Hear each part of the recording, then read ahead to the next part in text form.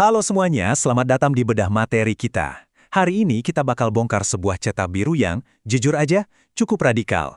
Kita ngomongin solusi kriptografi super canggih yang dirancang khusus buat mecahin masalah raksasa di dunia industri. Bayangin aja, teknologi yang bakal kita bahas ini benar-benar punya potensi buat mendisrupsi total cara kita mengelola keselamatan kerja di era industri 5.0.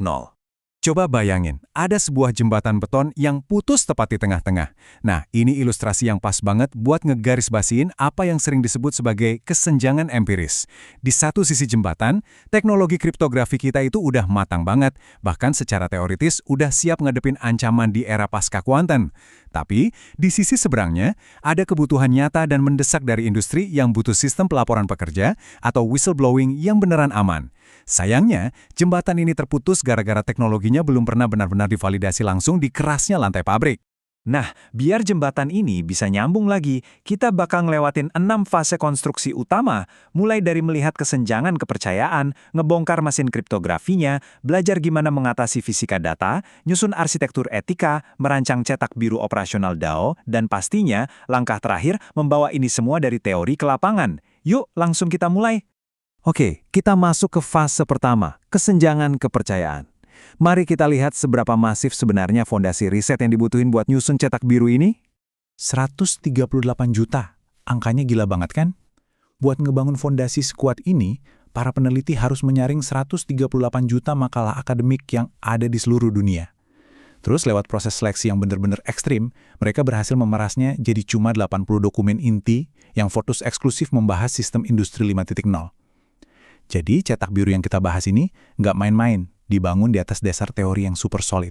Dalam pemetaan konstelasi anonimitas industri ini, sistem pelaporan anonim pekerja tuh duduk manis banget di persimpangan antara e-voting, autentikasi perangkat, dan audit kepatuhan. Posisinya tuh sangat sentral. Tapi anehnya, sampai detik ini, hal tersebut tetap aja belum teruji secara empiris di dunia kerja nyata. Nah, celah kosong inilah yang mau nggak mau harus segera kita tutup. Sip, sekarang kita lanjut ke fase kedua, mesin kriptografi. Waktunya kita ngecor jembatan ini pakai beton matematika yang mustahil diretas, yaitu ring signatures, atau tanda tangan cincin. Gini nih cara kerjanya di lapangan. Pertama, pekerja pakai kunci privat mereka sendiri untuk bikin laporan. Kedua, sistem bakal otomatis narik kunci-kunci publik sebagai umpan dari pekerja lain, dan ini canggihnya tanpa perlu minta izin mereka sama sekali. Ketiga, algoritma bakal ngacak semuanya dengan super mulus buat ngasilin bukti sah yang sama sekali nggak bisa dipalsuin. Hasil akhirnya, pekerja bisa ngebuktiin kalau mereka itu orang dalam yang sah tanpa ada satupun orang yang tahu identitas asli mereka. Benar-benar anonim.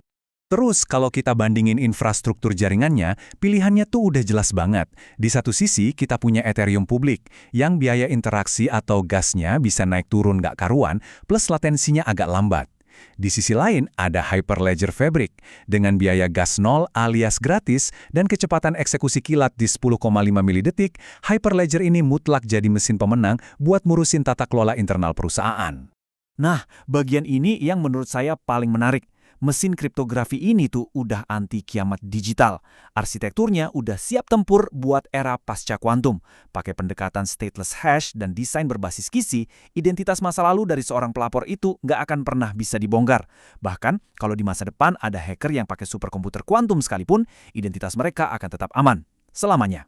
Tentu saja, setiap proyek raksasa pasti bakal nabrak yang namanya batasan fisik fundamental. Ini bawa kita ke fase ketiga, mengatasi tantangan fisika data. Jadi masalah aslinya tuh gini, skema kriptografi tradisional itu bisa hancur karena beban berat badannya sendiri. Makin besar organisasinya, dan makin banyak jumlah pekerja yang dipakai buat menyembunyikan identitas si pelapor, ukuran tanda tangan dan biaya komputasinya bakal meroket tajam secara linear. Sistemnya bakal nabrak apa yang kita sebut zona bloat data. Kalau tumpukan datanya udah terlalu raksasa, biaya komputasinya jadi sangat tidak masuk akal. Tapi tenang, ada terobosan skalabilitas luar biasa yang nyelamatin proyek ini. Alih-alih ngebiarin ukuran datanya bengkak, para peneliti beralih menggunakan ring signatures yang ukurannya konstan dan diagregasi. Hambatan komputasi tadi langsung hancur berantakan. Ukuran datanya bakal tetap segitu-gitu aja, nggak peduli segede apa perusahaannya. Artinya, kita bisa ngamanin ribuan pekerja sekaligus tanpa bikin kecepatan jaringan melambat sedetik pun. Fondasi matematikanya udah sekeras batu karang nih. Sekarang, kita masuk ke fase keempat buat ngebangun kerangka operasional etikanya di tempat kerja. Ada 3 pilar utama yang nopang seluruh sistem ini, fokus pada manusia, ketahanan, dan keberlanjutan. Dan kalian tahu, datanya benar-benar bicara dengan sangat jelas. Ketika para pekerja dikasih kekuatan buat ngelapor masalah tanpa takut bakal dibalas dendam, partisipasi observasi proaktif mereka tuh melonjak sampai 36,2%. Bayangin, dengan bikin pekerja merasa aman dan nyaman untuk jadi sensor di garis depan, seluruh pabriknya otomatis jadi jauh lebih tangguh menghadapi krisis. Tapi tunggu dulu. Anonimitas absolut itu kan rawan disalahgunain ya? Benar banget. Makanya sistem ini pakai konsep tangga akuntabilitas bertahap. Laporan keselamatan sehari-hari itu posisinya ada di tingkat paling bawah, jadi menikmati anonimitas penuh. Tapi kalau misal ada pemicu masalah hukum tingkat tinggi yang sangat fatal, identitas pelapor cuma bisa dibuka lewat pencabutan kolaboratif. Kunci buat membukanya dipecah dan dipegang terpisah oleh serikat pekerja, pihak manajemen, dan auditor. Jadi nggak ada satupun entitas yang punya kekuasaan absolut untuk semena-mena. Ini sebuah keseimbangan yang benar-benar elegan. Oke, masuk fase kelima, cetak biru operasional. Pertanyaannya sekarang, gimana semua matematika ribet dan aturan etika tadi bisa dijalanin mulus di rutinitas kerja sehari-hari? Mari kita bedah. Ini dia wujud nyatanya saat beroperasi di lapangan. 1. Seorang pekerja ngelihat ada bahaya, lalu ngirim laporan. 2. Smart contract seketika memvalidasi kalau dia emang pegawai sah, tapi tanpa nyatet namanya sama sekali. 3. Organisasi otonom pekerja atau DAO melakukan voting bareng-bareng lewat demokrasi cair buat nentuin tingkat bahayanya. Dan 4. Kalau di voting setuju, sistem bakal otomatis memicu tindakan fisik, kayak langsung matiin mesin yang rusak tadi seketika, tanpa harus nunggu proses birokrasi manajemen yang biasanya lamban. Nah, dari semua arsitektur jadi, poin krusial yang harus kita ingat tuh ada di kalimat ini. Kita udah nggak perlu lagi milih antara melindungi pekerja atau mengamankan perusahaan. Dua-duanya udah dijamin secara mutlak oleh matematika.